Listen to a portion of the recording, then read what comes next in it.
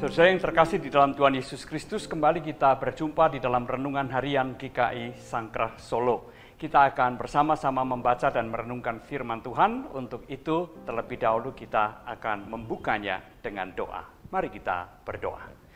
Bapa di dalam surga, terima kasih jikalau pada hari ini kami kembali mendapatkan kesempatan untuk membaca dan merenungkan firman-Mu. Biarlah firman-Mu membekali kami, memperkaya kami, dan menerangi jalan kehidupan kami. Di dalam nama Tuhan Yesus kami berdoa. Amin. Saya mengajak saudara-saudara untuk membaca Injil Matius pasal yang ke-21 ayat 32 yang berbunyi demikian. Sebab Yohanes datang untuk menunjukkan jalan kebenaran kepadamu, dan kamu tidak percaya kepadanya. Tetapi pemungut-pemungut cukai dan perempuan-perempuan sundal percaya kepadanya. Dan meskipun kamu melihatnya, tapi kemudian kamu tidak menyesal dan kamu tidak juga percaya kepadanya. Demikianlah firman Tuhan. Saudara yang terkasih di dalam Tuhan Yesus Kristus, di dalam perumpamaan yang diajarkan oleh Tuhan Yesus tentang dua orang anak yang diperintahkan oleh bapaknya untuk pergi ke ladang atau ke kebunnya, anak yang sulung mengatakan bersedia, baik, tetapi tidak berangkat. Sementara anak yang bungsu semula mengatakan tidak bersedia, tetapi kemudian akhirnya melakukan apa yang menjadi perintah bapaknya. Nah, di akhir dari perumpamaan itu, Tuhan Yesus membuat kesimpulan yang luar biasa, yaitu bahwa pemungut-pemungut cukai dan perempuan-perempuan sundal itu mendengar jalan kebenaran yang disampaikan oleh Yohanes Pembaptis. Sedangkan ahli-ahli Taurat dan juga para tua-tua bangsa Israel mendengarkan juga tetapi tidak menerimanya. Saudara yang terkasih di dalam Tuhan Yesus Kristus, pembandingan ini tentunya sangat keras dan tajam sekali. Bayangkan para pemuka agama dibandingkan dengan orang-orang yang seringkali dianggap sebagai sampah masyarakat, tetapi justru Tuhan Yesus berpihak kepada mereka yang disebut sebagai sampah masyarakat, para pemungut cukai dan juga perempuan-perempuan sundal. Saudara yang terkasih di dalam Tuhan Yesus Kristus, pada masa itu pemungut-pemungut cukai maupun juga perempuan-perempuan sundal senantiasa dipandang rendah oleh masyarakatnya. Dan sudah barang tentu sikap ini diikuti juga dengan rasa jijik ketika bertemu dengan orang-orang ini.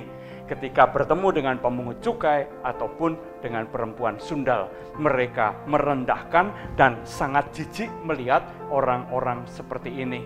Tetapi saudara yang terkasih dalam Tuhan Yesus Kristus, jikalau Tuhan Yesus di dalam kesimpulan dari perumpamaannya itu mengangkat pemungut cukai dan perempuan sundal, itu menunjukkan bahwa Tuhan Yesus berempati kepada orang-orang yang seringkali bahkan setiap hari direndahkan dan dipandang dengan rasa, dengan sikap jijik, ya, penuh dengan kejijikan. Justru Tuhan Yesus berempati dengan mereka, dan dengan kesimpulan semacam itu secara tidak langsung Tuhan Yesus juga membesarkan hati mereka. Sudah barang tentu tidak semua pemungut cukai dan perempuan sundal selalu mendengar suara kebenaran.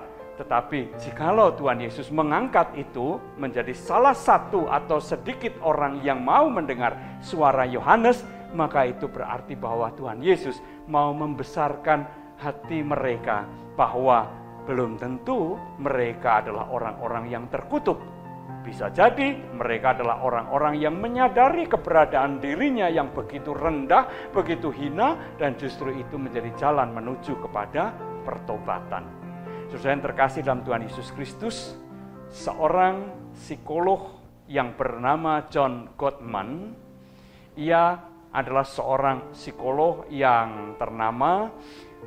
Ia juga mengambil studi tentang matematik di MIT, yaitu Massachusetts Institute of Technology, sebuah perguruan tinggi yang sangat terkenal, sangat terkemuka di Amerika, ya.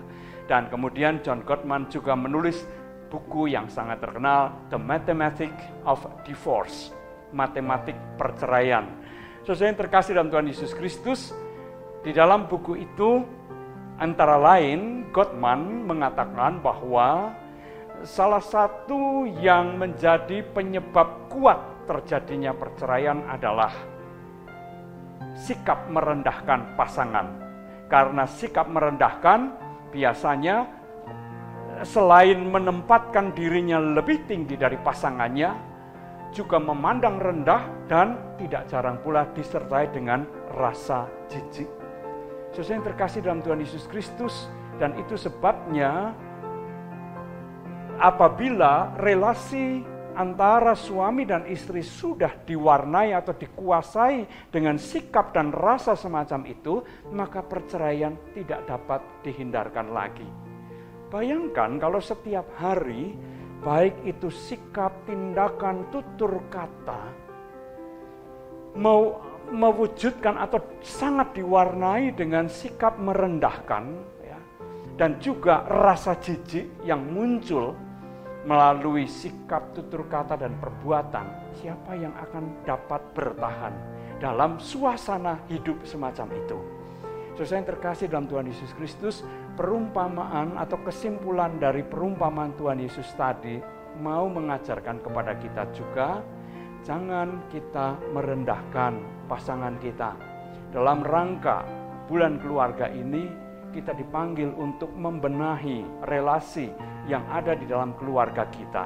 Salah satunya adalah mari kita periksa bagaimana sikap kita terhadap pasangan kita.